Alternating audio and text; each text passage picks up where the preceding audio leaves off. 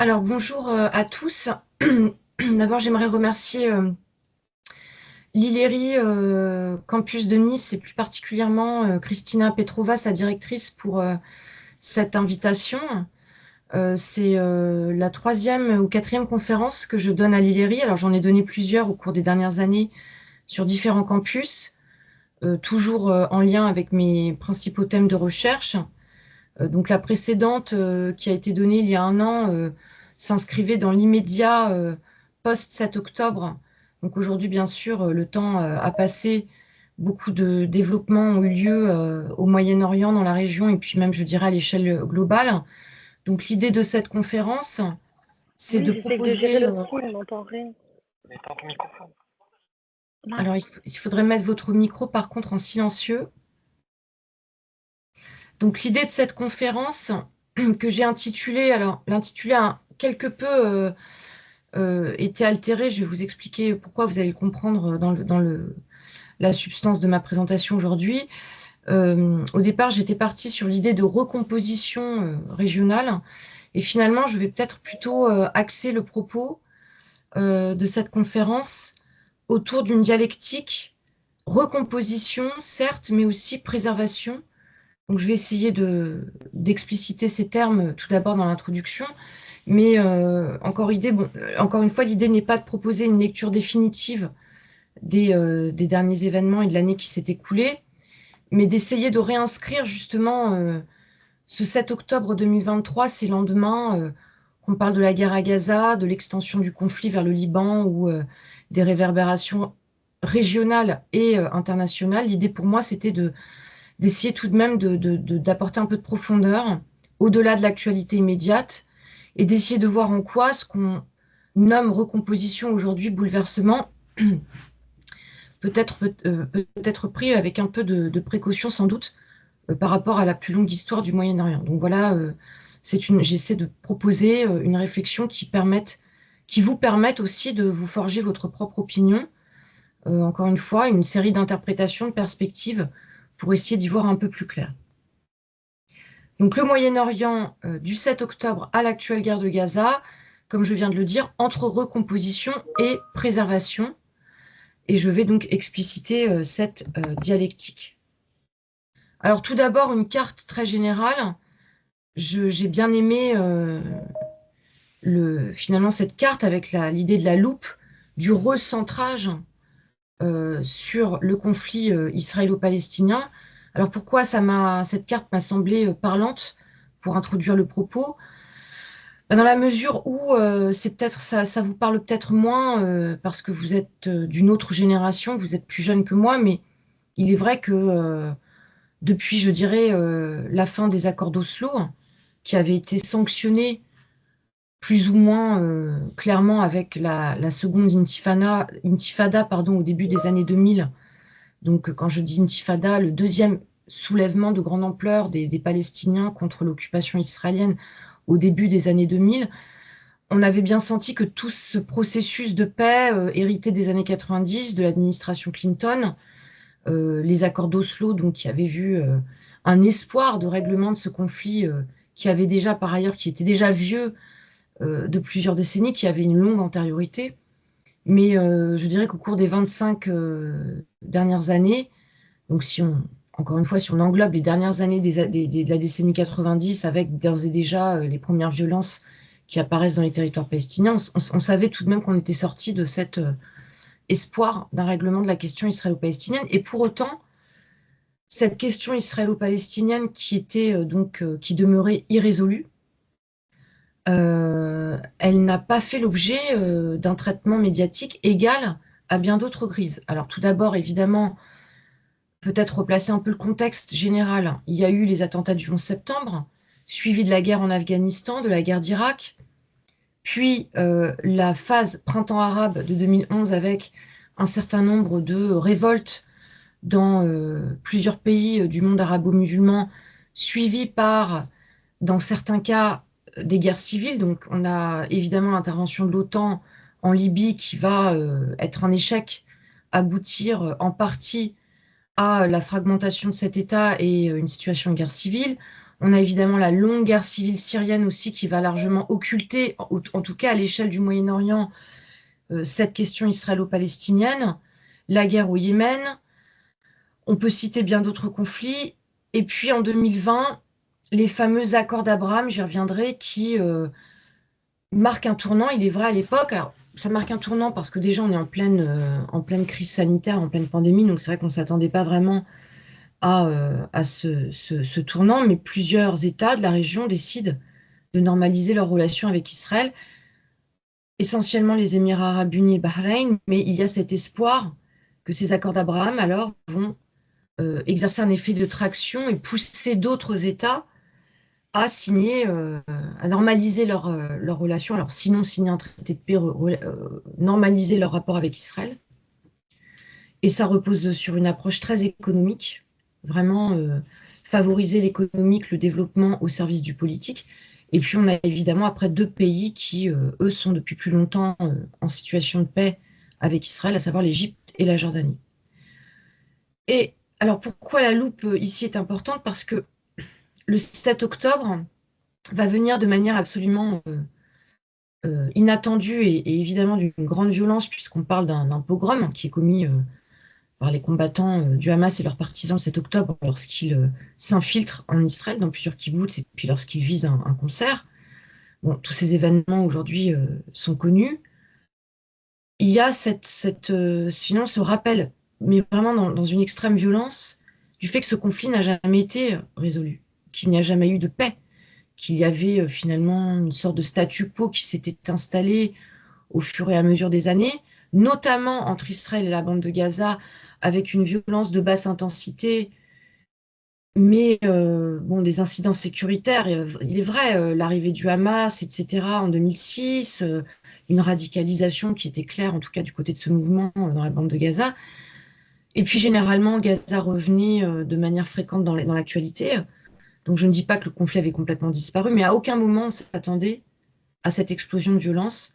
Et quand je parle d'explosion de violence, j'inclus le 7 octobre, mais bien sûr la guerre à Gaza qui a suivi, qui a été dévastatrice pour les populations civiles notamment, alors pour le Hamas, mais bien sûr aussi pour les populations civiles, avec un territoire aujourd'hui qui est quasiment totalement détruit et une situation humanitaire qui est catastrophique, on y reviendra.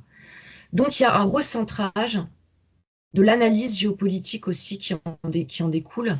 Il est impossible aujourd'hui d'appréhender le Moyen-Orient à travers d'autres crises sans prendre en compte cette focale israélo-palestinienne qui a été longtemps la focale en fait de la géopolitique régionale, mais qui, comme je l'ai dit, avait été en quelque sorte reléguée au second plan, déclassée euh, par d'autres crises majeures. J'ai cité la Syrie, l'Irak, ce ne sont pas des micro-crises, ce sont des conflits majeurs internationalisés qui d'ailleurs indirectement nous concerne, puisqu'on a été frappé par le terrorisme djihadiste qui en partie reposait sur une exportation de la violence depuis la zone syro-irakienne.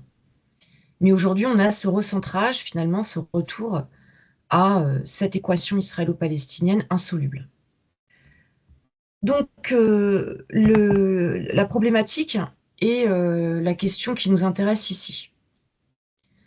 Donc, encore une fois, je ne vais pas parler de recomposition, je vais poser la question de la recomposition.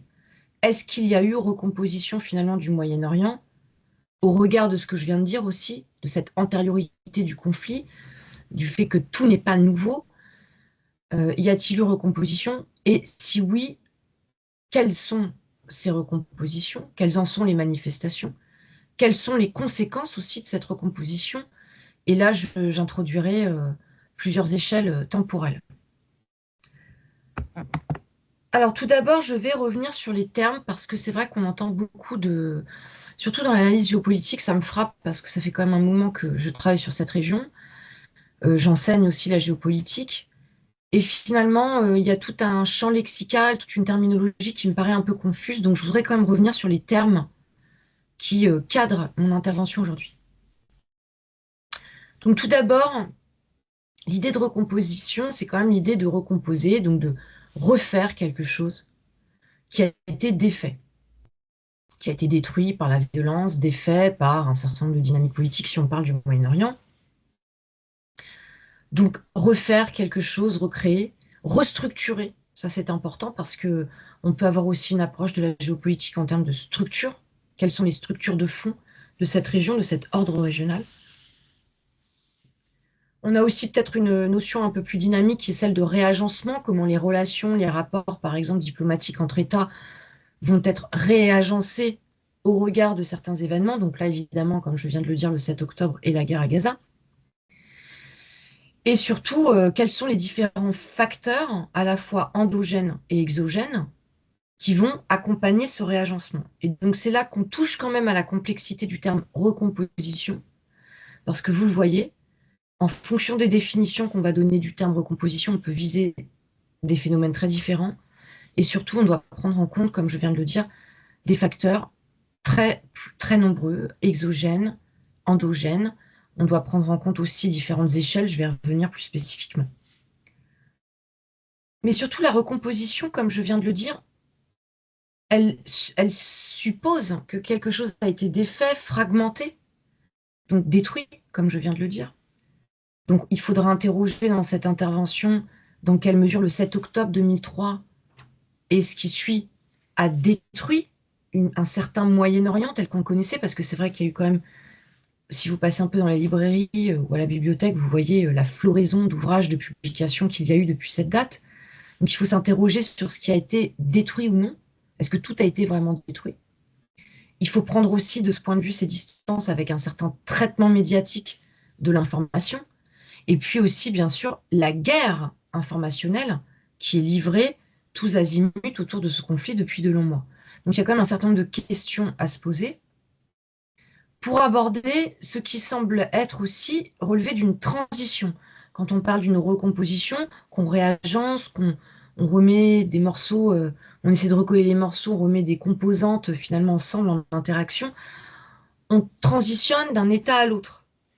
Et de ce point de vue, on peut aussi considérer qu'on transforme. On transforme un état, une situation, une configuration. Donc voilà pour les nuances et pour l'explicitation des termes d'ailleurs, puisque je suis devant des étudiants, j'en profite pour une visée un peu plus pédagogique, à vous inciter, à vous encourager à prendre en compte ces questionnements, ces nuances terminologiques qui peuvent avoir une incidence assez importante sur la manière dont vous appréhendez les choses, dont vous analysez le réel. Alors, du point de vue justement de la transition, de la transformation, on touche à un processus, à une dynamique. Et vous allez le voir, en fait, il est très difficile de tracer les contours clairs d'un avant le 7 octobre, qu'est-ce qu'il y avait finalement, et d'un après, c'est-à-dire définir ce qui constituait un état de référence, le point de référence dans le temps auquel on se réfère pour apprécier ce qui a changé, ce qui a été recomposé, ou comme je le dirais, ce qui a été préservé. Je vais essayer d'être vraiment entre ces deux versants pour mon intervention.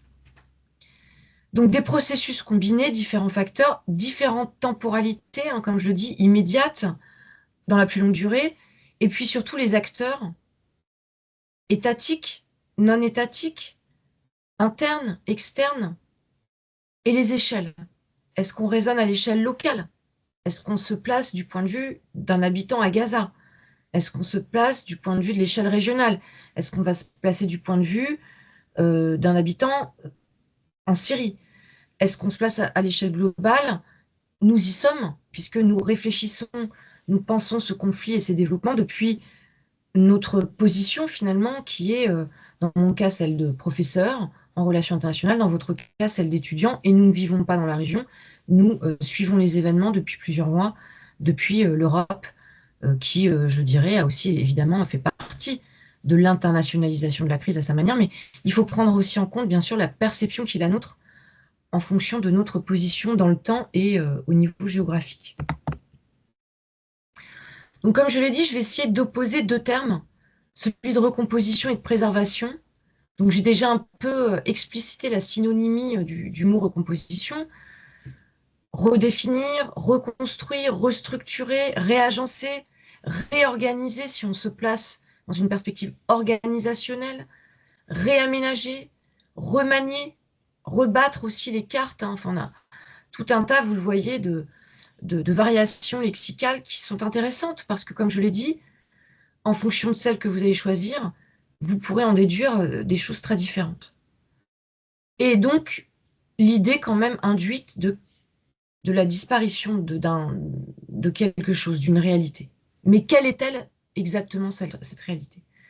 Par opposition, la préservation renvoie à l'idée de conserver l'existant, de le défendre, de garantir un état, une situation, de le maintenir, de le protéger, de le sauvegarder. Ça peut aussi renvoyer à l'idée d'immuniser, de garantir, de préserver l'intégrité. Tout un tas de variations aussi sémantiques qui ont des incidences.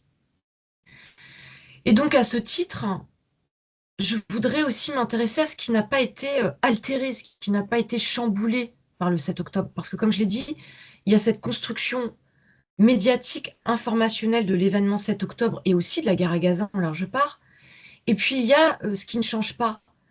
Et ça, c'est valable pour d'autres conflits, pour bien d'autres situations qui nous intéressent dans le contexte des relations internationales. Voilà, donc on questionne aussi, bien sûr, les notions d'ordre et désordre. Qu'est-ce qui aujourd'hui a fondamentalement changé et qu'est-ce qui aujourd'hui reste relativement intact? Alors relativement, je dis bien parce que, bien sûr, les niveaux de violence, vous le suivez depuis plusieurs mois, sont extrêmes.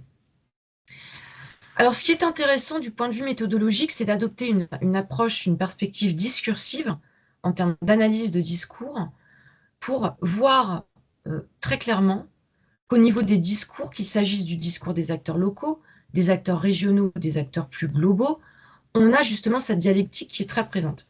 Alors, par exemple, évidemment, si on se place du point de vue de Benjamin Netanyahou, il faudrait reprendre, conduire un travail d'analyse de ces discours prononcés depuis le drame du 7 octobre. Mais on a très clairement cette idée que la région se recompose de manière inéluctable, nécessaire. Alors ça, c'est la partie un peu plus idéologique de son discours. Et que pour recomposer la région vers un ordre nouveau, qu'il a évoqué, je vais vous montrer la photo aux Nations Unies, lorsqu'il est parti devant l'Assemblée générale de l'ONU justifier la guerre que mène Israël, l'idée pour lui, c'était justement cet ordre nouveau, cette recomposition nécessaire, y compris par l'extrême violence. Alors, je ne dis pas, évidemment, que ça justifie toutes les violations du droit international dont on peut taxer l'État d'Israël, mais là, on est dans une perspective d'analyse, d'essayer de comprendre les positions des acteurs. Et il y a vraiment, derrière le jusqu'au boutisme, hein, ce qu'on pourrait qualifier aujourd'hui très clairement de jusqu'au boutisme militaire et politique de la part d'Israël, il y a cette idée de recomposition impérative du Moyen-Orient, avec évidemment, il faut y revenir, quand même, le spectre du 7 octobre, plus jamais ça, en quelque sorte. Et ça explique aussi, vous le verrez quand même, les opérations militaires et leur conduite en termes d'objectifs stratégiques poursuivis par Israël. On retrouve aussi cette idée de New Order, en anglais, d'ordre nouveau, parmi certains cercles américains, je ne vais pas dire parmi tous les cercles stratégiques aux États-Unis, parce que vous l'avez vu aussi au prisme de la guerre à Gaza, on a des oppositions extrêmement dures entre différents courants de pensée, donc au sein même du paysage intellectuel et stratégique américain. Mais en tout cas, si on prend je dirais la faction des plus durs, ce qu'on appelle les faucons aux États-Unis, il y a vraiment cette idée, en effet, qu'il faut aujourd'hui une refonte d'ensemble de cette région et que le 7 octobre a encore de nouveau prouvé qu'on ne pouvait plus se satisfaire de l'existant. Mais la recomposition et cette projection idéologique d'un nouveau Moyen-Orient, elle n'est pas récente. Elle remonte en réalité à l'après 11 septembre 2001 et au langage qui était déjà employé par l'administration de George W. Bush. Alors, je connais bien cette époque parce que j'ai fait ma thèse sur l'Irak, donc j'ai suivi de très près cette époque. Et il y avait en effet cette idée transformationnelle derrière la notion de Grand Moyen-Orient qui était portée par l'administration Bush, qui a justifié la guerre en Afghanistan, qui a justifié l'attaque contre le régime de Saddam Hussein qui a été renversé et bien sûr qui aboutit ensuite à une occupation de longue durée mais qui n'était pas prévue initialement, puisque l'idée c'était de faire en sorte de créer une sorte de scénario comme celui qu'avait connu l'espace ex-soviétique connu par l'URSS, le scénario, c'était l'effet domino, le fameux effet domino. On renverse un régime, on recrée une dynamique positive dans un pays du Moyen-Orient, et tout comme ce qui s'est passé en ex-URSS, on aura un effet domino qui permettra la sortie, alors ici pas la sortie du communisme, mais la sortie de cette région du Moyen-Orient de la violence, de l'autoritarisme pour aller vers la démocratie, de la tyrannie, du point de vue des libertés, des droits, etc. Donc on est complètement, et je l'ai dit à plusieurs reprises au cours des derniers mois quand on m'a posé la question, je pense qu'on est quand même dans une forme de bis repetita de l'histoire, parce que Netanyahou reprend vraiment à son compte une rhétorique qu'on connaît déjà, qui a déjà été utilisée avant lui par les États-Unis après le 11 septembre 2001. Et il n'est pas donc hasardeux que beaucoup continuent aujourd'hui de considérer que le 7 octobre est en quelque sorte le 11 septembre d'Israël. Et face à ce camp de la recomposition, on a un camp finalement qui est un camp plus prudent, plus attaché à préserver l'existant. Donc c'est toute la, je dirais, tout le sens qu'on peut donner au retour dans les discours de la solution à deux États. En disant qu'on promeut la solution à deux États, on est dans la préservation de l'existant. Parce que, comme je l'ai dit, la solution à deux États, c'est Oslo. Ce sont les années 90. Donc on essaie de conserver finalement ce qui a été déjà accompli, qui a échoué, comme je l'ai dit, puisque les accords d'Oslo, évidemment, aujourd'hui, ne signifient plus grand-chose. Mais on tente de préserver ce qui peut l'être. Donc c'est la position tout de même majoritaire des Européens aujourd'hui dans cette crise de l'Europe.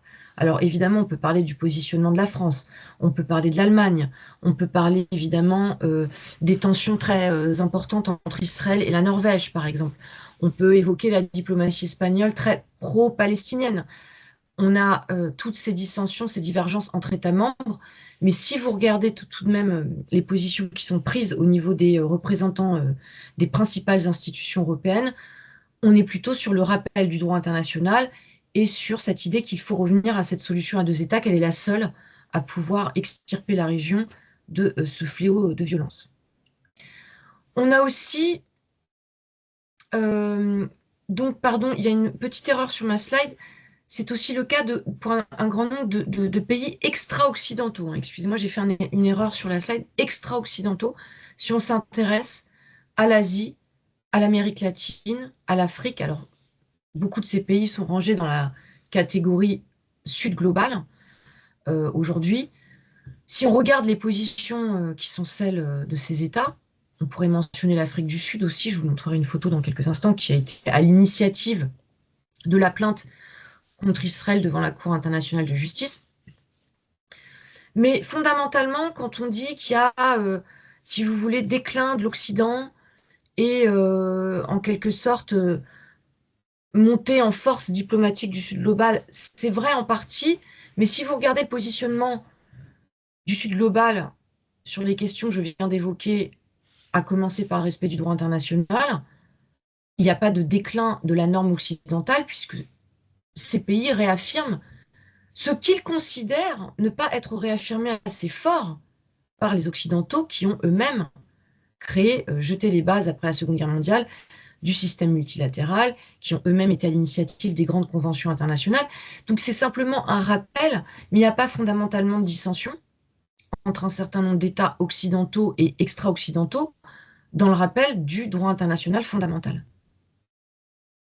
Même si, du point de vue politique, je vais quand même nuancer, on a en effet dans ces pays aussi une histoire coloniale qui peut faire percevoir ce qui se passe du côté des territoires palestiniens à travers cette entreprise de guerre conduite par Israël, qui peut jouer sur ce répertoire d'expression d'une néocolonialité, d'un néocolonialisme qui serait soutenu par les Occidentaux en quelque sorte. Donc ça, c'est des choses qu'on entend beaucoup, comme je l'ai dit, en Afrique, en Amérique latine, en Asie, parce que ces pays ont eux-mêmes une longue histoire coloniale et donc appliquent aussi une certaine lecture coloniale à la situation présente.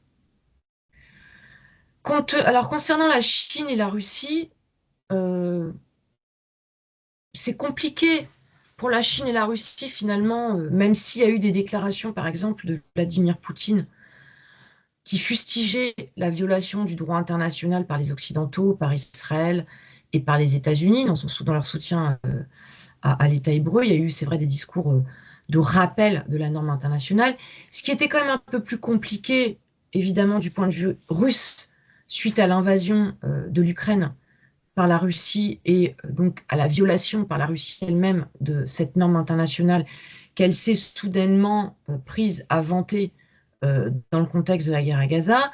Du côté de la Chine aussi, on n'a pas, sur le plan du respect des droits humains, des libertés fondamentales, on n'a pas un bilan très positif pour faire dans l'euphémisme. Donc les Chinois se gardent bien de devenir les grands défenseurs du droit international, de la norme internationale, n'étant pas signataires non plus d'un certain nombre de traités internationaux, etc.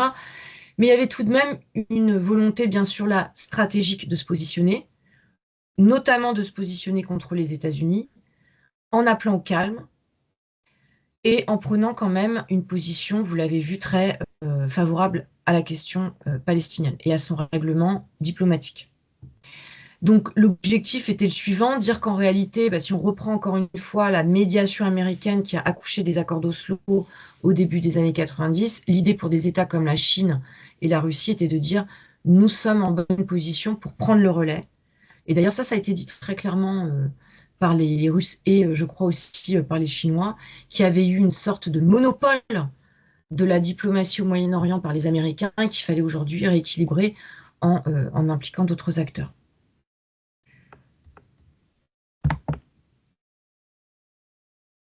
Donc voilà Netanyahou devant l'Assemblée générale des Nations unies avec cette carte, The New Middle East, le nouveau Moyen-Orient. Vous ne voyez pas l'autre carte, mais avant de montrer celle-ci, il en montre une autre où il parle de terreur, de malédiction. Alors ça, c'est important parce que ce sont deux termes chargés avec l'idée que ce nouveau Moyen-Orient qu'il nous promet, c'est le contraire, c'est la paix, c'est la prospérité, l'espoir retrouvé. Voilà. Et il n'a pas du tout changé de position. Il a présenté ses cartes à de multiples reprises avec cette conviction qu'il faut encore une fois une forme de mise à zéro des compteurs, ce qu'ils appellent reset. Hein, vous allez entendre beaucoup ce terme chez les Israéliens et les Américains, pour pouvoir repartir sur de nouvelles bases dans cette région. Donc je vais partir sur ces deux hypothèses pour essayer de les apprécier l'une et l'autre et de vous donner des pistes de réflexion. Encore une fois, je n'apporte pas de vérité définitive, j'essaie, un an après le 7 octobre, alors que la guerre à Gaza se poursuit avec une extension du conflit, d'apporter des éléments de réflexion.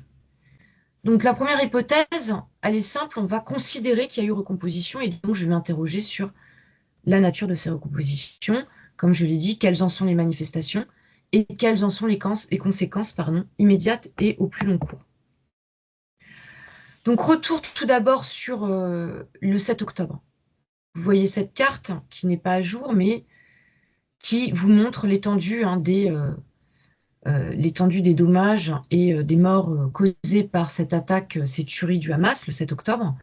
Donc c'est quand même quelque chose il faut le rappeler, hein, ça peut nous paraître un peu maintenant déclassé ou pas très à jour compte tenu évidemment de tout ce qui s'est produit ensuite, mais à l'échelle d'Israël, jamais Israël n'avait connu sur son territoire, il y a eu des attentats très graves en Israël, mais une attaque de ce type qui fait plus de 1200 morts du côté de la population civile, et d'autant plus du côté de populations qui étaient, il faut quand même le dire, hein, très progressistes pour la plupart, qui étaient plutôt favorables à la paix, qui étaient plutôt pro-palestiniennes. C'est un peu la tragédie du 7 octobre. Les Israéliens qui ont été visés étaient plutôt dans le camp de la paix, plutôt très à gauche pour beaucoup, comme je viens de le dire, très progressiste. Donc il y avait vraiment pas du tout cette idée qu'un jour, les Palestiniens à Gaza euh, pourraient commettre l'irréparable, hein, franchir cette frontière qui les séparait à seulement quelques kilomètres et commettre l'irréparable. Alors, c'était peut-être aussi un effet d'illusion, parce que comme je l'ai dit, dans la mesure où on ne parlait plus de ce conflit, où il était sorti du radar, y compris en Israël, où on pensait finalement qu'on allait à jamais vivre avec ce statu quo, il se peut et ça vaut aussi peut-être pour une partie du renseignement israélien, puisqu'on nous parle encore aujourd'hui de failles, que beaucoup aient pensé que, encore une fois, ce qui s'est produit était inimaginable, et qu'en dehors de cette violence de basse intensité, essentiellement par des tirs de missiles, de roquettes vers Israël, ça ne pouvait pas aller plus loin.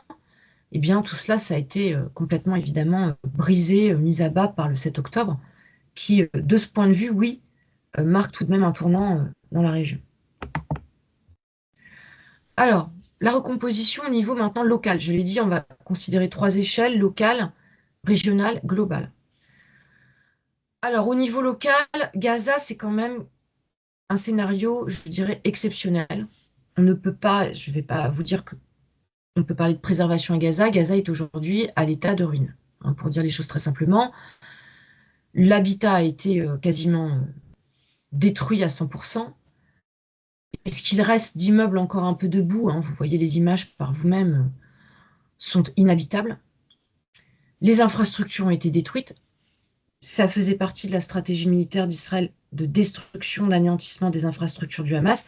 Mais en réalité, détruire les infrastructures du Hamas, si on est honnête, c'était bien sûr détruire un certain nombre d'infrastructures civiles. Et là, il y a eu tout de même, sans doute, une réaction, il faut le dire, disproportionnée des Israéliens qui ont vraiment visé très large. Et quand je dis visé très large, ça inclut aussi ce qu'on appelle les fameux dommages collatéraux, donc le nombre de civils que les Israéliens ont été prêts à tuer dans leurs opérations visant le Hamas. Un nombre exorbitant, ça, c'est l'une des grandes critiques, bien sûr, adressées aux Israéliens depuis le début de cette crise et qui a généré, quand je dis critique, une quasi-insurrection intellectuelle dans certaines universités, dans certains milieux. Et on le voit encore aujourd'hui en France, hein, évidemment, avec un certain nombre de polémiques qui continuent d'agiter la société. Donc dans la bande de Gaza, oui, il y aura de toute façon recomposition. Il y a d'ores et déjà recomposition et il y aura recomposition parce qu'aussi Israël n'acceptera jamais un retour du Hamas aux commandes. Donc ça veut dire une poursuite de la guerre tant que le Hamas n'est pas vraiment totalement définitivement à genoux. Ça veut dire aussi trouver une gouvernance alternative, de nouveaux dirigeants. Qui seront-ils? On ne sait pas, il y a quand même beaucoup de points d'interrogation. Il y a des noms qui circulent, mais ça reste très hypothétique. Et puis ça pose la question aussi de la réoccupation, d'une manière ou d'une autre, par Israël, de la bande de Gaza. Donc Gaza, c'est tout de même un scénario où on la voit, cette recomposition, elle est quand même indiscutable, et même, je dirais, plus qu'indiscutable, de très grande ampleur. Si on prend le cas du Liban, on a aussi une recomposition tout de même avec notamment ces éliminations ciblées de nombreux commandants du Hezbollah. Je vous renvoie à la fameuse affaire des beepers.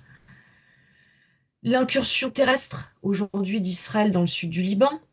Donc, on passe à une autre échelle. Il y a eu volonté, décision d'ouvrir un front au Liban. Alors, je ne pensais pas sincèrement que ça allait tourner de cette manière, dans la mesure où je me disais que Gaza était tout de même déjà un fardeau très lourd pour les Israéliens, d'autant qu'ils sont quasi seuls à gérer ces opérations militaires sur le terrain. Alors oui, une aide militaire de plusieurs milliards venant des États-Unis, d'Europe, etc. Mais aujourd'hui, qui est à la manœuvre? Essentiellement les Israéliens. Donc je ne pensais pas qu'il y aurait l'ouverture de ce front. Or, ce qui s'est passé, c'est qu'on a eu aussi une guerre d'usure qui était déjà présente, mais qui s'est accentuée en contraignant un certain nombre de communautés israéliennes qui vivaient à la frontière à se reloger, qui a aussi, du côté libanais, vous l'avez vu maintenant, conduit au déplacement de milliers de civils, voire de millions de Libanais, dont certains d'ailleurs aujourd'hui se rendent en Syrie, c'est dire la tragédie qui est la leur, puisqu'ils se rendent dans un pays lui-même à peine sorti de la guerre civile. Donc l'équation locale, elle est en partie recomposée. Pas autant qu'à Gaza, mais elle est en partie recomposée. Et si on prend Israël, il y a aussi recomposition en Israël. Bon, recomposition par le 7 octobre et tout ce que j'ai mentionné, mais aussi recomposition parce que la société israélienne ne va pas sortir de la guerre intacte, indemne. On voit déjà les dissensions qui agitent l'establishment politico-militaire, l'armée, le gouvernement, la société civile, évidemment, autour de la question des otages, qui est un point de fixation pour les Israéliens. Donc la société israélienne, Israël en tant qu'État, ressortira de cette guerre recomposé à sa manière, avec des recompositions en l'occurrence qui sont difficilement prévisibles. Alors je ne dis pas qu'on ne peut pas les prévoir, qu'on ne peut pas faire de la prospective, mais dire que tout est prévisible à l'instant, qu'on va savoir qui va diriger le prochain gouvernement, quels seront les résultats des élections, comment la société israélienne à long terme réagira à cette guerre, ce que ça lui a coûté sur le plan humain, en fonction des résultats sur le terrain aussi, de ce que deviendra Gaza, ça on ne peut pas encore une fois le savoir, mais il y aura recomposition. Alors les conséquences aussi, vous les voyez, j'ai bien dit les choses de manière claire, je pense, à une recomposition qui entraîne une crise humanitaire de grande ampleur, que personne encore n'arrive à gérer. Les humanitaires sont dans un état de désespoir absolu face à la situation locale. Les nouvelles rapportées ne s'arrangent pas. Alors, il faut quand même être honnête. Si vous suivez les grandes ONG qui s'expriment sur le sujet, qui reviennent de mission de Gaza, on a plutôt l'impression qu'il y a un délitement, une désagrégation de plus en plus grande, de plus en plus violente, avec, outre les bombardements, les combats, la famine, les maladies, euh, le handicap qui va progresser parce que, évidemment, de nombreuses femmes, de nombreux enfants notamment ont été très gravement blessés. Le nombre d'orphelins aussi est alarmant. Bon, donc la crise humanitaire laissera des traces indélébiles, ça c'est sûr, il ne faut pas se faire d'illusions. La guerre, c'est quand même avant tout une affaire humaine qui laisse des séquelles, des blessures très lourdes. Ce sera le cas aussi au Liban, dans une moindre mesure, hein. Le Liban n'a pas été dévasté autant que Gaza, mais ce sera le cas au Liban. Et puis, encore une fois, la question des infrastructures, de l'habitat, les destructions sont très importantes. Maintenant, les conséquences au plus long cours de cette recomposition, je dois vous dire qu'on reste quand même dans l'inconnu pour toutes les raisons que j'ai mentionnées, parce qu'on n'a pas de vision claire de la part des Israéliens concernant l'après. Donc ça me paraît important de le dire. On n'a pas d'idée aujourd'hui claire sur qui va gouverner Gaza. On nous parle de reset, hein, le fameux reset, cette recomposition politique du Liban qui devrait permettre de chasser le Hezbollah, qui devrait permettre au Liban de retrouver finalement une vie politique en conformité avec ce que dit sa constitution, c'est-à-dire cet équilibre, même fragile, entre les différentes communautés. On ne sait pas, en réalité, quelle sera l'issue de la guerre, si on peut qualifier ce qui se passe au Liban de nouvelle guerre du Liban. On n'a aucune idée, et malheureusement, je dois quand même ajouter ce point, on ne peut pas exclure que des groupes radicaux, comme le Hamas ou d'autres, soient les grands gagnants de cette fameuse recomposition. C'est exactement le scénario que l'on a connu dans d'autres pays. J'ai mentionné l'Irak. Il y avait cette idée aussi, lorsque les Américains sont entrés en guerre en Irak pour tout changer, pour créer un nouveau Moyen-Orient, exactement ce que Netanyahou a dit devant les Nations Unies. Ça a accouché, vous le savez, de Daesh, entre autres. Pas seulement, il y a d'autres groupes paramilitaires qui ont profité de la situation, à commencer par les milices chiites qui aujourd'hui dominent l'Irak, mais on a eu quand même la séquence Daesh. Ce monstre Daesh est né en grande part de cette recomposition qui devait être une recomposition heureuse de l'Irak et qui a tourné au cauchemar. Donc attention aux apprentis sorciers, et c'est vrai qu'on a quand même le sentiment que Netanyahou joue un peu à l'apprenti sorcier, un sentiment d'ailleurs quand même qui est partagé par une partie de l'armée israélienne, par une partie du renseignement israélien, qui estime, et par la société, en tout cas certains cercles sont très véhéments, très virulents à son égard, qui estiment que Netanyahou en fait ne contrôle plus du tout la situation. Donc ça, ce sera intéressant du point de vue après des dynamiques internes à Israël. Donc sur cette photo, c'est l'entrée, vous voyez les premières images de l'entrée en guerre d'Israël lorsque le pays lance l'opération Glaive de fer, donc en représailles à l'opération qui était celle du Hamas, déluge d'Al-Aqsa, en référence à la mosquée d'Al-Aqsa à Jérusalem. Et voilà à quoi aboutit cette riposte, comme je l'ai dit, hein, d'une extrême violence. Je ne vais pas parler ce soir de vengeance, mais j'ai aussi essayé d'expliquer à travers mes travaux dans quelle mesure cette guerre, c'est une guerre de vengeance contre le Hamas et puis plus largement contre les Palestiniens, qui sont tenus responsables par complicité avec ce groupe. Un an plus tard, voilà à quoi ressemble Gaza, comme je vous l'ai dit, des destructions qui sont de grande ampleur, en tout cas dans d'importantes parties de ce territoire. Et puis là, vous voyez des soldats israéliens à la frontière avec le Liban, donc cette extension du conflit vers le nord, vers le Liban. Et là encore, il est très compliqué de dire, très difficile de savoir comment ça se finira. J'en viens à la recomposition régionale maintenant. On change d'échelle, on va venir sur le régional. On a vu en quoi l'épicentre de la violence à Gaza a conduit à des tensions militaires immédiates et qui n'ont cessé de croître entre Israël et ce fameux axe de la résistance incarné par l'Iran. Ce ne sont pas les seuls acteurs, mais il y a tout de même aujourd'hui cette polarisation du Moyen-Orient entre, d'une part, Israël et ses alliés, les États-Unis et puis les Européens, en grande majorité, et donc l'axe de la résistance conduit par Israël, soutenu par des pays comme la Russie, comme la Chine, et qui a agrégé, activé un ensemble d'alliés, ces fameux mandataires, le Hezbollah au Liban, le Hamas, bien sûr, dans les territoires palestiniens, un certain nombre de milices chiites en Syrie, en Irak, je les ai mentionnés, et aussi les Houthis au Yémen qui mènent une guerre d'usure là, dans la région en mer Rouge, qui ont décidé eux aussi de se lier à cet axe de la résistance en infligeant le maximum de dommages à Israël et ses alliés. Donc, on a cette polarisation, ça c'est intéressant au niveau régional. Et les conséquences, elles sont très claires.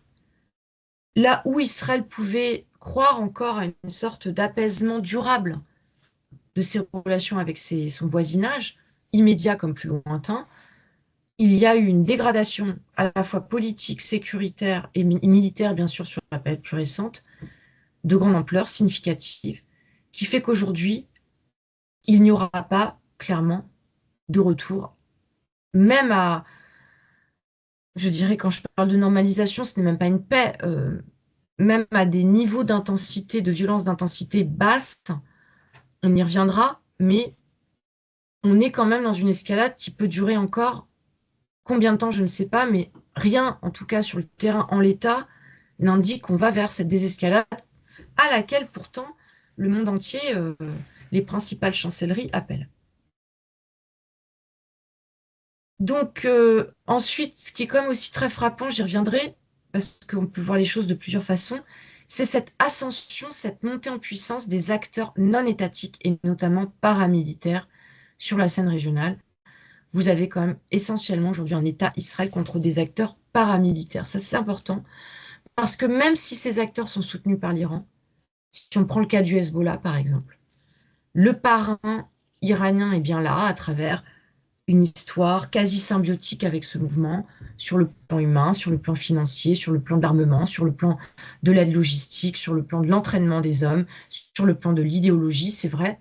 Mais le Hezbollah a aussi son propre ancrage libanais, sa propre autonomie, et est devenu un État dans l'État. Donc un acteur paramilitaire a pris la place de l'État au Liban. Ça, c'est quand même aussi important de le dire pour comprendre un peu comment se structure cette région aujourd'hui. Donc des acteurs paramilitaires aujourd'hui sont plus forts que des États. Mais ça entraîne d'autres conséquences sur lesquelles je vais revenir dans la deuxième partie. La vraie question, c'est au plus long cours, à quoi ressemble le futur système régional dans sa version recomposée? Quels seront les grands équilibres du Moyen-Orient qui vont justement sortir de cette violence, si on reprend le paradigme de la transformation, de la transition? Est-ce qu'on va vers la paix et la prospérité ou est-ce qu'on va vers un état de guerre permanent? Il va falloir quand même poser la question. Est-ce que cette région est condamnée à rester dans les affres de la violence pour encore un temps très long? Donc voilà une carte intéressante sur laquelle vous pourrez revenir qui vous montre l'influence qui n'a cessé de s'étendre de l'Iran dans l'ensemble de son voisinage moyen-oriental. Donc l'Iran est aujourd'hui une puissance régionale, qu'on le veuille ou non, qui est en compétition avec d'autres, à commencer par exemple par la Turquie ou l'Arabie saoudite, mais qui a réussi à tenir tête. C'est bien pour ça d'ailleurs que cet axe se nomme axe de la résistance. Il y a cette conviction de tenir tête à l'hégémonie américaine et à l'hégémonie, à la supériorité israélienne dans la région, supériorité militaire et technologiques notamment. Donc voici une photo du Hezbollah sur laquelle je vais passer, mais je la trouvais intéressante parce qu'on voit les deux drapeaux qui se côtoient. Quand je parlais d'État dans l'État, il y a eu en quelque sorte aussi une absorption de l'État libanais par le Hezbollah. Aujourd'hui, est-ce que le drapeau du Liban, c'est le drapeau libanais que vous voyez avec le célèbre cèdre, ou est-ce que c'est un drapeau du Hezbollah? Enfin, une carte là vous montrant les attaques outils donc dans le golfe d'Aden. Je vous laisserai, pour ceux qui sont intéressés, faire une pause sur cette slide, puisque la conférence est enregistrée, donc vous pourrez la revoir, la réécouter, faire pause sur cette diapositive et prendre le temps de regarder les différentes dynamiques. Maintenant, j'en viens à l'échelle globale. Si on prend la première hypothèse de travail, donc qui est la mienne, qui a eu recomposition, à l'échelle globale, la question est de savoir en quoi la guerre de Gaza rebat les cartes et en quoi les divisions qui ont entouré la guerre de Gaza, qui ont été très fortes entre différentes nations, ont entraîné une recomposition du système international. Parce que c'est vrai qu'on a aussi entendu cet argument que cette guerre de Gaza, elle remettait profondément en cause les fondements de l'ordre international pour un certain nombre de raisons. On a aussi beaucoup entendu que la recomposition, c'était finalement la fin du leadership américain, que les États-Unis avaient prouvé, là, de manière très claire, leur incapacité à trouver une solution, à conduire, à parrainer des négociations de paix pour un cessez-le-feu qui soient des négociations effectives. Et donc qu'il faut aller vers autre chose, que la région ira vers autre chose. C'est la fameuse thèse de la multipolarité, de la nouvelle multipolarité du Moyen-Orient, qui va d'une manière ou d'une autre aller vers d'autres pôles d'influence. J'ai mentionné la Russie, la Chine, mais on peut aussi parler des BRICS, bien sûr, qui vont prendre de plus en plus d'importance dans la région. Donc cette montée en force du Sud global, si on prend une catégorie qui est imparfaite, mais enfin qui peut aider à penser la situation, rivale des États-Unis, au même titre que je l'ai dit, d'autres puissances comme la Russie et la Chine. Donc c'est une crise historique dont les conséquences immédiates sont tout de même d'avoir refocalisé l'attention d'une part sur la région et deux, d'avoir relancé la question des grands équilibres internationaux. Je ne dis pas que ces grands équilibres sont modifiés par la guerre à Gaza uniquement. On ne parle pas de la guerre en Ukraine aujourd'hui, mais c'est un autre conflit qui va aussi profondément rebattre les cartes. Mais il y a l'idée tout de même qu'on pose la question de ces équilibres. Et déjà poser la question de ces équilibres, poser la question par exemple de la fin du leadership américain, c'est déjà pressentir tout de même qu'on s'oriente vers une nouvelle configuration où les choses auront changé. Donc de ce point de vue, oui, il y aura recomposition globale avec d'autres incidences aussi au-delà de Gaza, au-delà du Proche-Orient. Je voudrais dire un mot au plus long cours sur l'avenir des Nations Unies parce que ça me paraît être aussi un des grands sujets liés à la guerre au Moyen-Orient actuellement. Quel avenir pour les Nations Unies, pour le droit international, au moment où à peu près toutes les normes internationales ont été violées, pas seulement par Israël, mais aussi par le Hamas, par l'Iran, par tous les acteurs qui finalement se sentent aujourd'hui, pour se rendre justice, pour se faire justice, qui se sentent aujourd'hui la permission de régler leurs comptes en dehors du système multilatéral, en dehors de la norme internationale, et ça pose de vraies questions à l'échelle plus globale. Dernière question, par rapport à la recomposition, il y a quand même un scénario qu'il faut prendre en considération. Est-ce qu'Israël, même en cas de victoire écrasante sur le plan militaire, va finir isolé sur le plan diplomatique et international? De plus en plus, on a quand même l'impression que c'est la voie qu'Israël est en train de prendre et qu'il y aura une longue période d'isolement. Point d'interrogation, il faudra voir comment l'histoire tranche sur cet aspect. Donc là, vous voyez bien sûr des manifestations très liées, beaucoup en tout cas liées à cette fameuse plainte qu'avait introduite l'Afrique du Sud devant la Cour internationale de justice. L'instrumentalisation de la crise, c'est très clair sur cette diapositive du média Sputnik, l'instrumentalisation par la Russie de la guerre à Gaza, vous le voyez, pour redorer l'image de la Russie comme d'une Russie qui respecte le droit international, contrairement aux Occidentaux, qui livrent de l'aide humanitaire à des populations qui ont été trahies finalement par cet Occident, qui est le premier à mettre en avant ses règles et qui ne les respecte pas lui-même. On a la même opération de, disons les choses, de propagande, d'exploitation par la Chine qui donc affirme soutenir fermement les Palestiniens dans leur juste cause, de restaurer leurs droits nationaux légitimes, je traduis, c'est en anglais, et de construire un pays indépendant. Donc voilà, la Chine, là, de ce point de vue, se positionne, fait bloc avec la Russie pour se positionner favorablement vers les Palestiniens et bien sûr s'attirer en faisant cela la sympathie d'un certain nombre d'États de la région où, il faut le savoir, le sentiment quand même majoritaire est un sentiment pro-palestinien. Donc maintenant, pardon, je reviens sur la deuxième hypothèse. Donc c'est ma deuxième partie. Là, je vais m'intéresser aux éléments de préservation du Moyen-Orient pré-7 octobre, pré-guerre à Gaza, et vous dire pourquoi. Donc la deuxième hypothèse, celle de la préservation. Alors, quels sont les arguments qu'on peut mettre en avant pour dire que finalement, il y a certes recomposition, mais beaucoup finalement de structures, comme je l'ai dit, de dynamiques, de processus, d'acteurs ont été conservés dans la région. Si on prend l'exemple de la Cisjordanie, on va laisser Gaza un instant, on va prendre la Cisjordanie. Il y a eu flambée des violences en Cisjordanie, relance de la colonisation illégale, c'est vrai. Mais est-ce qu'on peut considérer qu'il y a nécessairement une recomposition de grande ampleur, puisque ces dynamiques étaient déjà à l'œuvre avant le 7 octobre et avant la guerre à Gaza? De la même manière, il y a une intervention militaire aujourd'hui d'Israël au sud Liban, mais est-ce qu'on peut considérer que ça change fondamentalement les choses?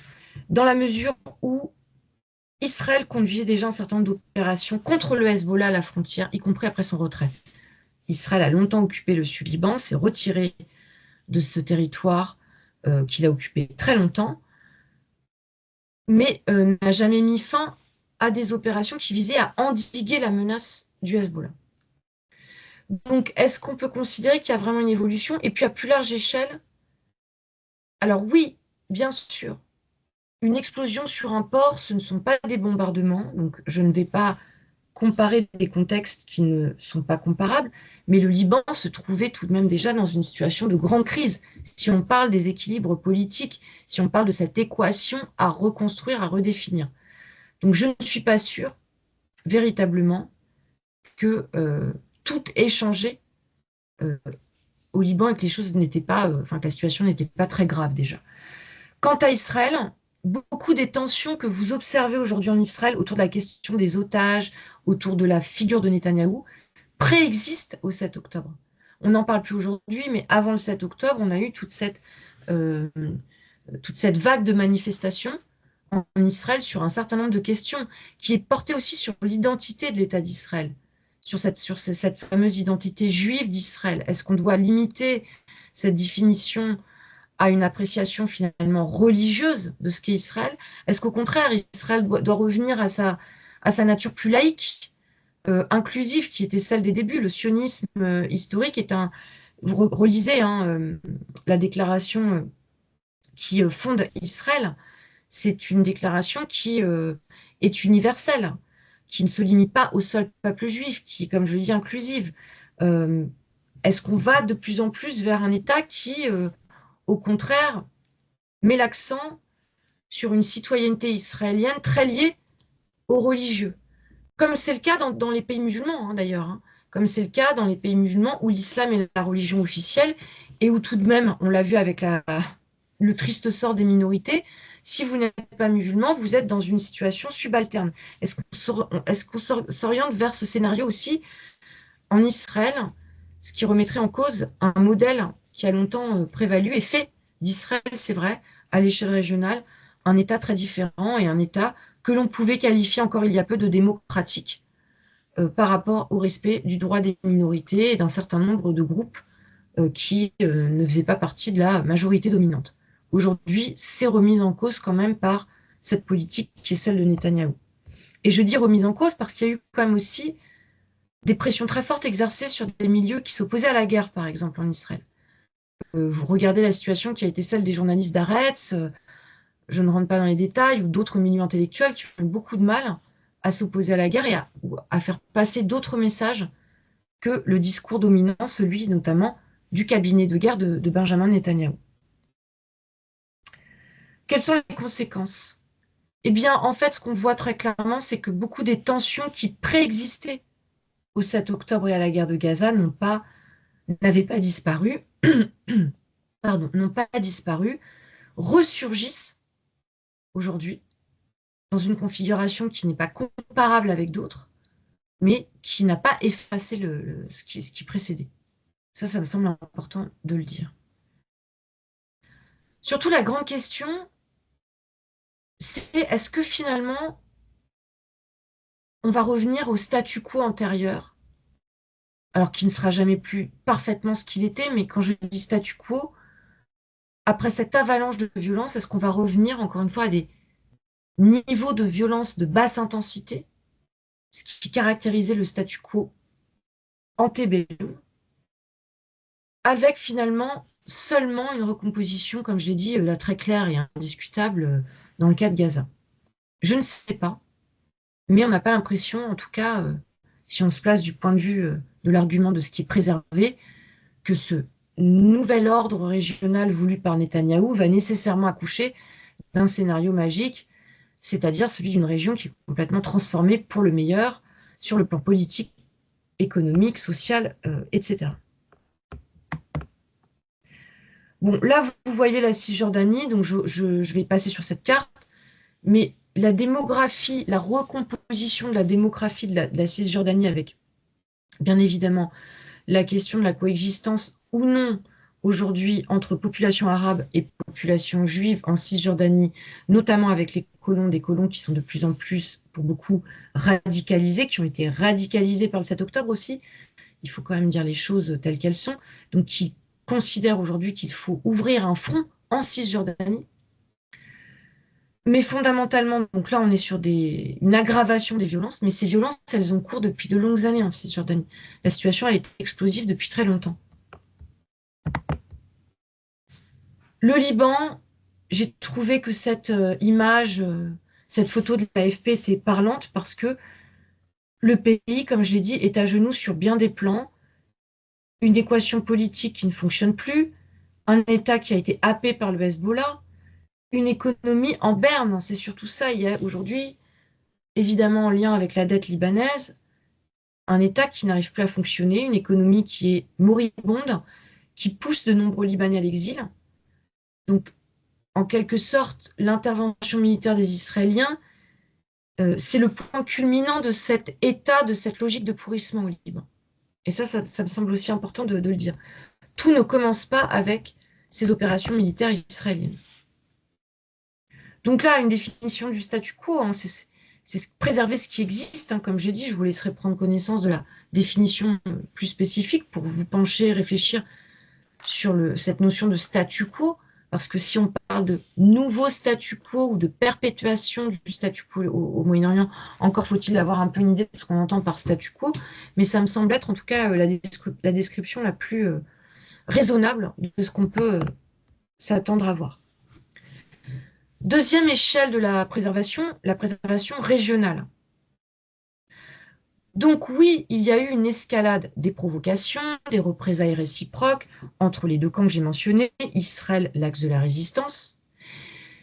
Mais pour quel Moyen-Orient, ou plus spécifiquement pour quel nouveau Moyen-Orient, dans la mesure où, comme je l'ai dit, d'une part, cette rhétorique du nouveau Moyen-Orient, elle existe depuis très longtemps, et qu'est-ce qu'il y aura vraiment de nouveau, sachant que cette opposition entre Israël et l'axe de la résistance dont on nous parle ad nauseam dans les médias aujourd'hui, cette opposition, elle est présente et active depuis 20 ans, 15 ans au moins, réactivé de manière extrêmement violente et surmédiatisé avec le 7 octobre. Par ailleurs, d'autres conflits vont continuer d'agiter la région, qui préexistent au 7 octobre. Alors les conflits régionaux, hein. On n'a pas parlé par exemple des tensions entre la Turquie et la Syrie, ou les tensions entre la Turquie et l'Iran, les tensions entre l'Iran et l'Arabie Saoudite, entre tous ces acteurs régionaux, qui se livrent une compétition pour l'hégémonie régionale, et ces conflits n'ont pas disparu. Je n'ai pas parlé du Qatar, mais le Qatar aussi est dans une logique, vous l'avez vu, d'offensive diplomatique, politique, culturelle, financière à l'échelle du Moyen-Orient pour en prendre le contrôle, pour être l'acteur le plus influent. Tous ces acteurs, tous ces protagonistes ne sont pas sortis de leur logique conflictuelle. Là, je reviens à l'image de la loupe sur ma première diapositive. Aujourd'hui, on est avec notre loupe sur le Proche-Orient, mais les conflits qu'on a oubliés en quelque sorte, et j'en discute de cette question des conflits oubliés, gelés, dormants dans l'ouvrage que j'ai publié en août, ils n'ont pas disparu. Quelles sont les conséquences? Eh bien, les conséquences, j'en reviens aux accords d'Abraham, j'aimerais en dire un mot encore, signés en 2020. Eh bien, tout cela fait apparaître ces accords aujourd'hui comme une courte parenthèse. Une courte parenthèse dans une région où il faut quand même le dire, en dehors de l'Égypte et de la Jordanie, aucun État n'a jamais réussi durablement à normaliser ses relations avec Israël. Donc ces accords d'Abraham qui ont fait couler tant d'encre, on est tenté de se dire qu'ils ne valent pas grand-chose finalement, qu'ils ne sont qu'une brève parenthèse et que les anciennes logiques d'hostilité mutuelle entre Israël et ses voisins sont toujours bien présentes et remontent à 48, qu'on soit clair, remontent à la première guerre israélo-arabe de 48. Par ailleurs, j'ai parlé de la montée en force des acteurs paramilitaires, mais dans ces logiques de préservation, on a aussi des logiques d'État qui voient d'un très mauvais œil la montée en puissance de ces acteurs paramilitaires. Et c'est ce qui explique pourquoi l'Iran n'ira pas sauver le Hezbollah. C'est ce qui explique pourquoi le régime de Bachar el-Assad n'ira pas sauver un certain nombre de milices chiites qui opèrent sur son territoire. Parce que tous les États dits faillis du Moyen-Orient, qui tentent aujourd'hui de retrouver une assise, qui tentent de retrouver le monopole de la violence, n'ont aucun intérêt à renforcer ces acteurs. Donc c'est un peu, si vous voulez, ici, je dirais l'aspect un peu, la duplicité de la politique au Moyen-Orient. Des États vont se servir d'acteurs non étatiques, type Hezbollah, Hamas, etc., pour mettre, bien sûr, en avant leurs intérêts, réaliser leurs objectifs stratégiques. Mais un État n'a aucun intérêt à voir un groupe paramilitaire le surpasser. Donc voilà pourquoi, quand on vous parle de silence des États arabes, puisque j'ai lu un article très intéressant sur le sujet la dernière fois, le silence des États arabes, c'est le silence d'États qui, si on laisse de côté la guerre menée par Israël, ne veulent pas d'un nouveau Moyen-Orient régi, gouverné, dominé par des acteurs qui sont en fait leurs adversaires aussi pour je dirais, la domination, le contrôle du pouvoir, le contrôle politique. Donc ça, c'est une dimension qu'on prend peut-être pas en compte, mais qu'il faut quand même intégrer. Donc il y aura surtout, à mon avis, à terme, la perpétuation d'un ordre sécuritaire et militaire dans cette région. Et sur le plan politique, et c'est là qu'à mon avis, Netanyahou fait totalement fausse route, il n'y aura pas de démocratisation du Grand Moyen-Orient, comme nous l'annonçait George Bush il y a maintenant près de 25 ans. Il n'y aura pas de sortie facile de l'autoritarisme. Je dis ça à un moment où on nous parle d'attaquer l'Iran et d'y procéder à un changement de régime exactement comme ce qu'on a connu en Irak, sous l'argument que l'Iran a connu une contestation interne de grande ampleur et que donc il faudrait en quelque sorte militairement aider cette jeunesse qui veut se débarrasser de la République islamique pour arriver à un système démocratique. Alors qu'on soit très clair, ça c'est très beau sur le papier, le scénario à l'irakienne, comme je l'appelle, on renverse Saddam Hussein, on crée une nouvelle démocratie, c'est beaucoup moins beau sur le terrain. Rien ne dit qu'un régime qui tombe en Iran demain, que la République islamique des Mollahs tombe, conduit nécessairement à une démocratisation de l'Iran, va nécessairement mettre en avant ou permettre à l'opposition démocratique de prendre le relais. On a vu exactement le même scénario en Syrie. Donc je prends mes précautions par rapport à ce qu'on nous annonce quand les plus durs, encore une fois, nous promettent un changement de régime en Iran qui va conduire à un scénario harmonieux pour les Iraniens, pour la région. Ça ne revient pas à dire qu'il ne faut pas de changement de régime, mais les seuls à pouvoir un jour se débarrasser du régime sans qu'il y ait de conséquences, je dirais, catastrophiques comme celles qu'on a connues dans des pays où il y a eu intervention militaire très lourde, c'est de l'intérieur. Donc, encore une fois, l'idée n'est pas de dire qu'il ne faut pas soutenir les mouvements démocratiques ou ces fameux printemps arabes qui essayaient de se sortir de la tyrannie, mais les politiques de surenchère militaire en soutien à ces mouvements démocratiques ont toutes échoué au Moyen-Orient. Donc je le dis de manière très claire, je n'ai pas les solutions. Je ne dis pas qu'il faut se satisfaire du statu quo, mais on a plutôt l'impression, encore une fois aujourd'hui, que Netanyahou et une certaine frange d'intellectuels et de stratèges américains essaient de répéter un peu ce qu'on a connu par le passé dans d'autres pays. Voilà, donc vous avez une carte là qui vous montre les conflits majeurs depuis 1945 au Moyen-Orient que vous pourrez reprendre. Vous pourrez faire pause sur la diapositive et reprendre un peu en détail ces conflits. La signature des fameux accords d'Abraham, j'en ai parlé, donc que vous voyez en 2020, qui laissait encore une fois penser à une normalisation des relations entre Israël et ses voisins. Quand je parlais de logique d'État et de préservation de l'existant, on a très bien vu ça aussi avec le rôle joué par l'Égypte dans les négociations pour un cessez-le-feu. Là, vous voyez la fameuse conférence de paix qui a été organisée au Caire. Le Caire, l'Égypte, est un État qui essaie de reprendre la main à travers cette crise sur le plan régional. C'est intéressant parce que l'Égypte a été très longtemps le poids lourd du Moyen-Orient.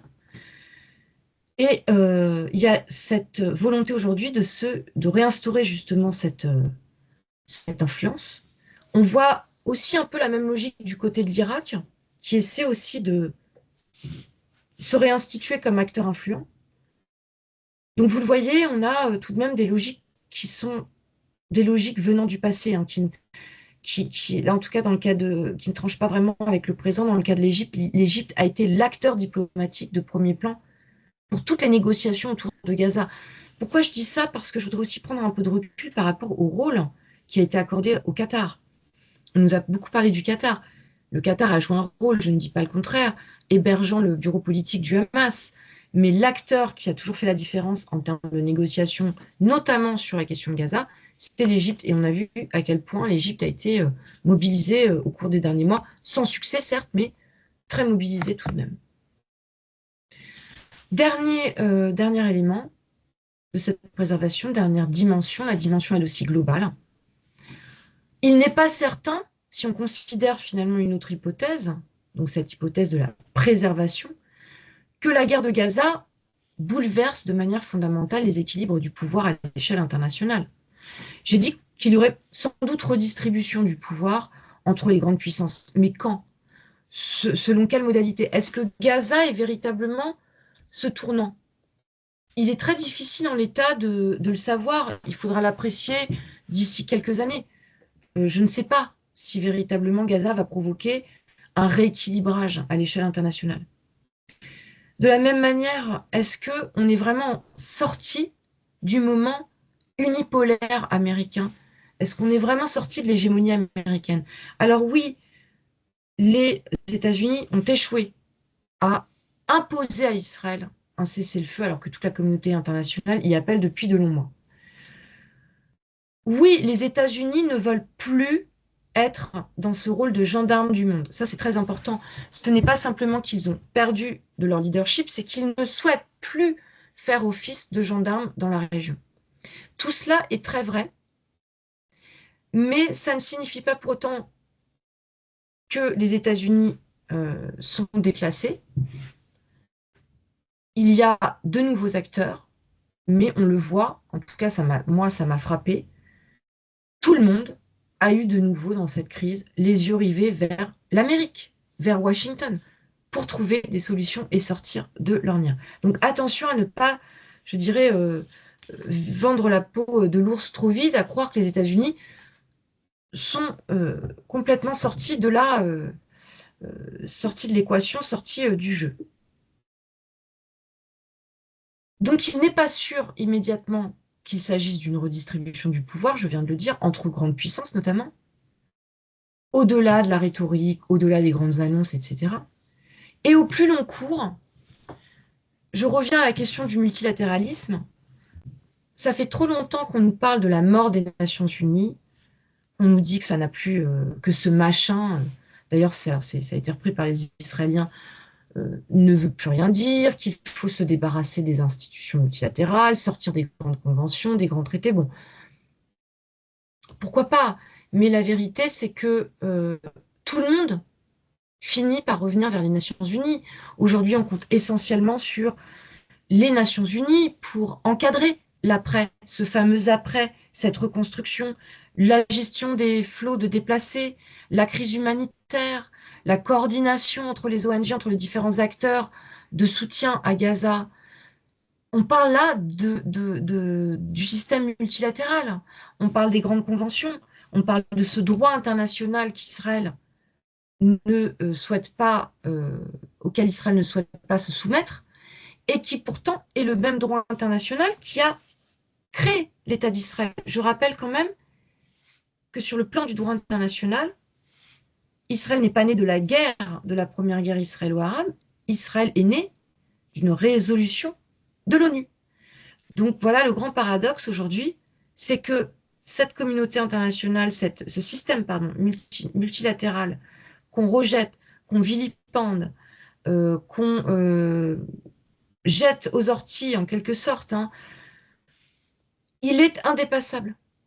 Il n'y a pas d'alternative pour revenir à la paix ou, à minima, comme je l'ai dit, enclencher ce processus de désescalade qui est absolument nécessaire du point de vue normatif. Donc là, vous voyez les visites à répétition du secrétaire d'État Anthony Blinken, toujours très attendu, à la fois par les Israéliens et par les pays arabes. Donc ce qui montre bien quand même que l'on a beau dire que c'est la fin de l'Occident, c'est la fin de l'influence américaine, pas tant que ça, parce qu'il n'y a pas aujourd'hui d'alternative crédible encore. Ça pose la question, bien sûr, du leadership américain, comme je l'ai dit, de l'unipolarité.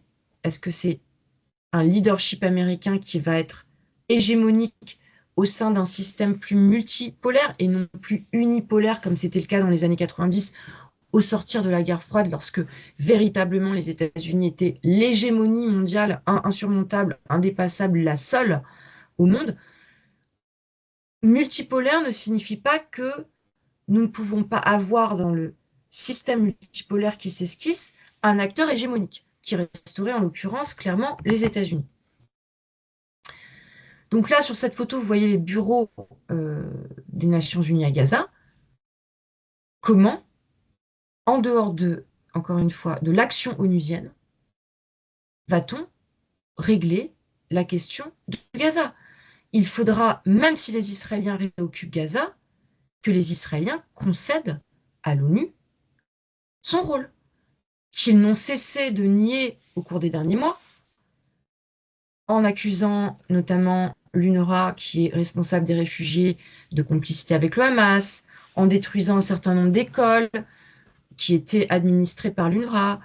On a entendu toutes sortes de choses, mais la réalité, c'est que même en cas de réoccupation de Gaza par Israël, les Israéliens ne pourront pas prendre à leur seule charge les fonctions de reconstruction civile. Ils ne pourront pas, ils n'auront pas les ressources, tout simplement les capacités. Donc la communauté internationale a son rôle à jouer. Voilà ce que je veux dire de manière plus simple. Donc, en conclusion, on est un peu, si vous voulez, entre les deux dans cette dialectique, entre recomposition et préservation, selon des logiques très complexes que je viens d'expliciter, mais qui nous permettent de travailler à partir d'hypothèses ancrées dans le réel.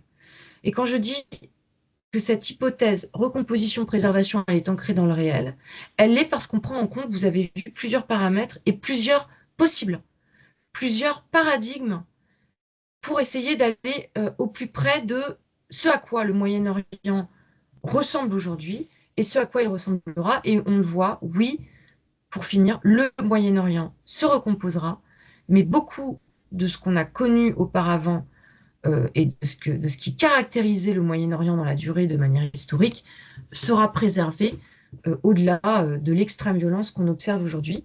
Donc je vous renvoie pour aller plus loin, notamment sur cette dialectique et sur l'avant, l'après et le pendant des conflits à cet ouvrage Mécanique des conflits que j'ai publié en août 2024 et une mise à jour d'un autre ouvrage de géopolitique de la colère, qui est aussi paru en août 2024, qui réactualise un propos que j'avais développé en 2020 sur la question de la colère. Et ce livre aussi contient des développements au sujet du conflit israélo-palestinien, surchargé de colère. Je vous remercie pour votre attention et je répondrai avec plaisir à vos questions.